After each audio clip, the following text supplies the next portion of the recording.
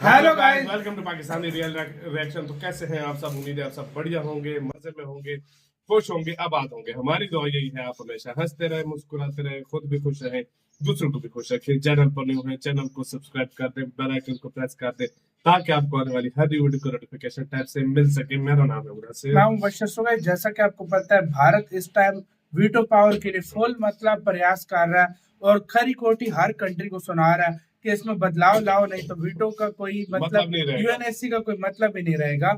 और उस पर फाइनली भारत के जो एक्शन है वो रंग लाए हैं और भारत इस टाइम सबसे ज्यादा डिजर्व करता है वीटो पावर। तो वीटो का जो टाइटल है, भारत आया एक्शन में। वीटो पावर के लिए ड्राफ्ट तैयार, 25 देशों का मतलब नाम बीच में आया। क्या सीन हुआ सारा जानेंगे।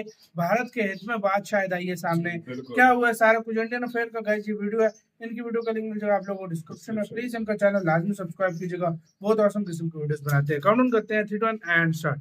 यूएन सिक्योरिटी काउंसिल की परमानेंट मेंबरशिप के लिए न सिर्फ भारत संघर्ष कर रहा है, बल्कि और भी कई सारे देश हैं जो टेबल के ऊपर परमानेंट सीट चाहते हैं, यानी वीटो पावर चाहते हैं। अब क्या होता है कि जब भी कोई अकेला देश किसी चीज के लिए लड़ रहा होता है या किसी चीज की डिमांड कर रहा होता है तो उसको कम ही देश सीरियसली लेते हैं। वहीं पर जब ज्यादा देश एक साथ आ जाते हैं और जब वो सभी मिलकर एक ही बात के ऊपर जोर देते हैं तो उसका वजन काफी ज्यादा हो जाता है। अब वीटो पावर का लालच तो कई सारे देशों को है, फिर चाहे वो डिजर्व करते हो या फिर नहीं। ऐसे में यूनाइटेड नेशन सिक्योरिटी काउंसिल की परमानेंट मेंबरशिप को लेकर भारत ने भी कुछ देशों के साथ मिलकर एक G4 नाम का एक ग्रुप बनाया है। इस G4 नाम के ग्रुप में भारत समेत कुल 4 देश हैं एंड सारे के सारे परमानेंट सीट के लिए एक दूसरे को सपोर्ट करते हैं। G4 के 4 मेंबर्स हैं भारत, जर्मनी, जापान और ब्राजील। अब इनमें से कौन सा देश टेबल के ऊपर परमानेंट सीट डिजर्व करता है, कौन सा देश नहीं, ये हमारी पर्सनल राय हो सकती है, जिसके कोई भी मायने नहीं है, क्योंकि भारतीय सरकार का ऑफिशियल स्टैंड यही है कि भारत, जर्मनी,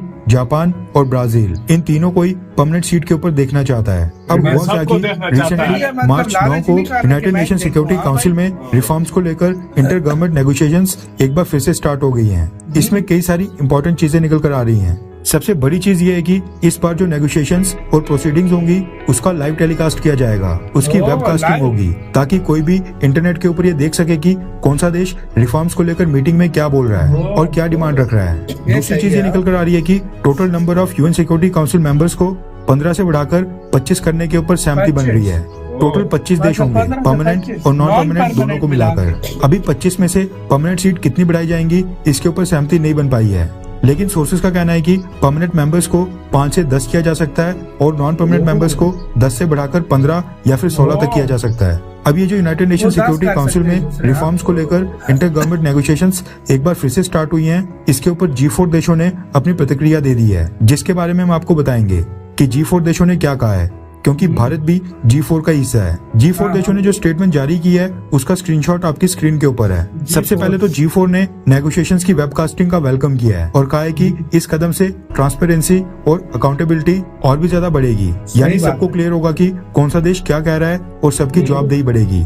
उसके बाद G4 देशों ने कहा है कि हम प्रपोज करते हैं कि रिफॉर्म्स के बाद नई सिक्योरिटी काउंसिल में टोटल 25 या फिर 26 देश होने चाहिए जो सभी रीजन्स को रिप्रेजेंट करते हो, और अफ्रीका, लैटिन अमेरिका और कैरेबियन कंट्रीज की भी सिक्योरिटी काउंसिल में परमानेंट रिप्रेजेंटेशन होनी चाहिए। इसके साथ ही G4 ने कहा है कि जो छोटे देश हैं, आइलैंड नेशंस हैं, नॉन परमानेंट मेंबर्स में उनकी भी रिप्रेजेंटेशन होनी चाहिए। इसके बाद G4 के देशों ने कहा है कि ट्रांसपेरेंसी और अकाउंटेबिलिटी तो ठीक है, पब्लिक फॉर्मेट में ओपन डिबेट्स को हम सपोर्ट करते हैं, सबकी जवाबदेही बिल्कुल ठीक है, लेकिन रिफॉर्म्स के बाद जब नए देश आ जाएंगे तब सिक्योरिटी काउंसिल इफेक्टिव और एफिशिएंट वे में काम करे। इसके लिए सिक्योरिटी काउंसिल की पब्लिक और प्राइवेट मीटिंग्स के बीच एक हेल्दी बैलेंस होना जरूरी है। यानी भारत समेत G4 देशों का मानना है कि यूएन सिक्योरिटी काउंसिल को सारे मुद्दे पब्लिक डिबेट में डिस्कस करने की जरूरत नहीं है, बल्कि कुछ मुद्दे क्लोज डोर प्राइवेट मीटिंग्स में भी डिस्कस होने चाहिए। यानी परमानेंट मेंबर्स के बीच प्राइवेट मीटिंग्स को भी G4 समर्थन देता है। इसके अलावा G4 देशों ने कहा है कि एक स्ट्रॉन्ग यूनाइटेड नेशंस के लिए यूएन जनरल असेंबली का रोल अब और भी ज्यादा इंपॉर्टेंट हो जाता है। ऐसे में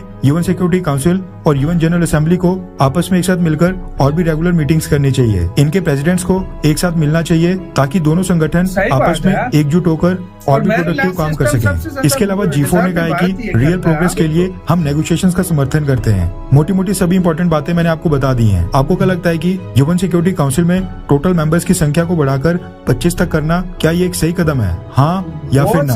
और आपके अकॉर्डिंग रिफॉर्म्स के बाद कितने परमानेंट मेंबर्स होने चाहिए और कितने नॉन परमानेंट? नीचे कमेंट करके अपनी राय जरूर बताएं। इसी के साथ यार वीडियो खत्म। भारत की फाइनली मेहनत रंग लाई। मैं कहता हूँ सबसे ज्यादा, मुझे और देशों का नहीं पता, सबसे पहले तो भारत को बनाओ भाई। सबसे ज्यादा इस टाइम पूरी दुनिया में मैं कहता हूँ 100% जो डिजर्व करता है ना वो वीटो पावर भारत है भाई। उसकी चाइना से ज्यादा आबादी हो गई है, तुम फिर भी नहीं बना रहे। वो तीसरे नंबर पे परचेजिंग पावर पैरिटी में, जीडीपी में तीसरे नंबर पे, पांचवें नंबर पे फास्टेस्ट ग्रोइंग इकोनॉमी है।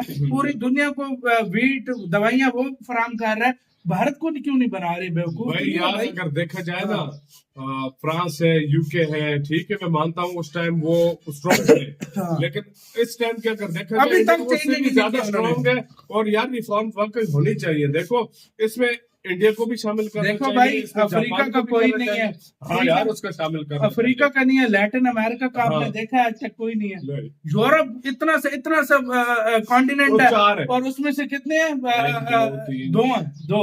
और रशिया भी तकरीबन रशिया उसी में आता उसी में है। आता एक तरह से तीन बन गए उधर। तीन। हाँ, यूरोप में तीन निकल रहे, एशिया में सिर्फ एक चाइना चाइना और अमेरिका बीच में बना हुआ है पूरा। वहां से भाई ये लोग कैसे फैसले मैं करेंगे? कहता हूँ एशिया में जापान को और क्या कहते हैं इंडिया को लाजमी पहले होना भारत चाहिए। को शामिल करो, सबसे उसके पहले बाद तो होना बाकी चाहिए। जिसको मर्जी को और शामिल करो। परमानेंट सीट के जो मेंबर की बात हो रही है ना, मतलब नॉन परमानेंट जो है 15-25 जो कह रहे हाँ, हैं हाँ। वो भी करने चाहिए। देखो आप रिफॉर्म जब तक नहीं करोगे ना उस टाइम तक ये संतुलन अपना जो है महत्व खो देगा। वो नहीं रहेगा। मतलब आप हर एक को अपना राइट्स दो, मतलब हर पूरी दुनिया इधर देखो वीटो पावर की मनमानी आप चेक करो ना।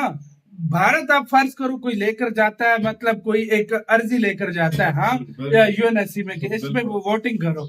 एक चाइना मुंह उठा के आ जाता है। जब 100 कंट्रीज, मतलब 193 देश है ना परमानेंट भाई, मतलब जो रिकग्नाइज है, मतलब उनमें से 92 माने होते हैं, एक चाइना वीटो कर देता है, वो सारा टूट जाता है। ये क्या यार बात? मैं तो इधर एक ये बात ये भी तो ऐड- नॉट फेयर है मैं भाई, तो यार not इधर fair। ये बात भी ऐड करना हाँ। चाहूंगा। आप वोटिंग करवाओ। हाँ। वीटो ये नहीं कि अब से ये सिस्टम होना चाहिए कि एक जब वो कहे तो वोटिंग वो को ज्यादा नहीं, फायदा होना चाहिए। वोटिंग से फायदा होना चाहिए भाई। किसकी तरफ ज्यादा वोट हाँ। करते हैं तब करना चाहिए, वरना एक भाई बंदा तो वो एक देश आके कुछ भी वीटो कर कर देगा। देता है भाई, हाँ। कहानी गेम। वाकई भारत में। को ये चीज बुरी लगती है, तभी भारत छोटे देशों की भी आवाज उठाता वाकई में, है। और वाकई भारत में। लालच नहीं कर रहा कि मुझे ही खाली बनाओ। सबका कह रहा है। भारत कह रहा है ब्राजील को बनाओ, ब्राजील को, भारत कह रहा है जापान को, जर्मनी को बनाओ, मोरक्को को, मुझे अफ्रीका से भी मतलब बनाओ। अफ्रीका से हाँ। भी बनाओ। वाकई में यार अगर देखा जाए तो इंडिया हर एक के बारे में बात करना चाह रहा है इस टाइम, और इंडिया बात कर भी रहा है। क्योंकि और तुमने एक बात नोट की होगी, ये वीटो पावर और यूएनएससी में रिफॉर्म्स की